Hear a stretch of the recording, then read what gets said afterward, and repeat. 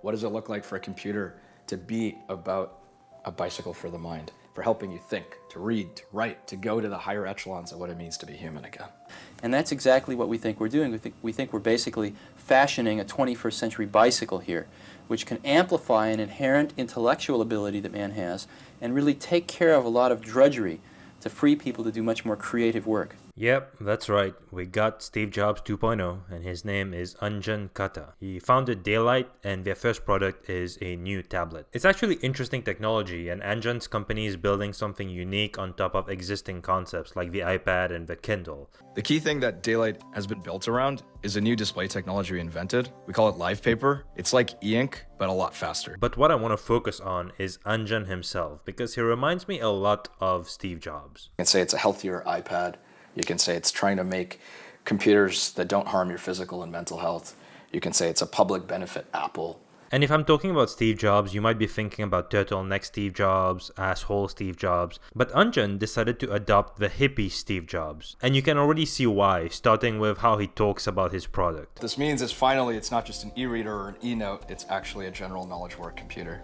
A general knowledge web computer. This thing is about to just be a tablet that has a paper-like feeling to it. But the way he sells it is just so fascinating to me. Of course, it's coming from a place of passion, and the dude has worked on it for 6 years now, and he's excited for people to see it. But let's not pretend that this is gonna be changing everyone's lives like never before. Come on now. Access to notifications and bunching it and bundling it together, so you're not just getting bombarded with it. There's a quote-unquote politeness. Right now, software has no politeness. This was just a rebranding of a UX issue or a UI issue where you just get bombarded with notifications, and he calls it polite versus impolite software. I love it. This is just natural salesman stuff. Also, just take a look at how this tablet is just gonna solve all your health issues.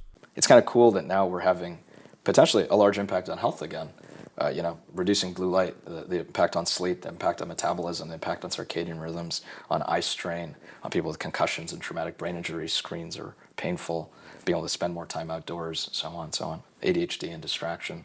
I hate to be this guy's hater. I mean, I get his vision, but realistically, this device is probably going to be a minor improvement on people's health. There's also your posture to consider, there's also your physical health, there's also your nutrition, yada yada yada. But I get it. This is your sales pitch. Go off, King.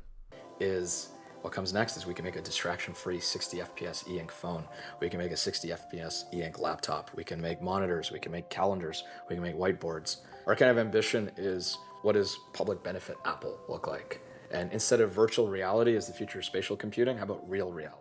The vision he has for his company is also very interesting. I mean, he's trying to build something that isn't the iPad or the Kindle. He's trying to build a new tablet that's going to revolutionize how you operate with a tablet. And then based off of that, he's going to build off new computers like a smartphone or a new laptop or a new home smart system. I feel like that's just opening yourself to discovering the issues that Apple had to face and why the design of the iPad is the way it is today. I don't know, maybe I'm just thinking about it from a skeptical perspective. He also mentions public benefit Apple quite a bit. Public benefit Apple. You can say it's a public benefit Apple. And I just wonder whether his investors also believe in this vision. He does say he has aligned investors. I couldn't find who his investors were on Crunchbase, but based on this Twitter thread, it might be these list of people who are just CEOs from other companies, and all of them gave good but very brief reviews about the device. It's also on his 4th batch of sales right now and is doing really well, so good for them. But apparently it's coming out on the first quarter of 2025. I am low-key very grateful about this because I'm just glad that people are taking time to finish the product before releasing it.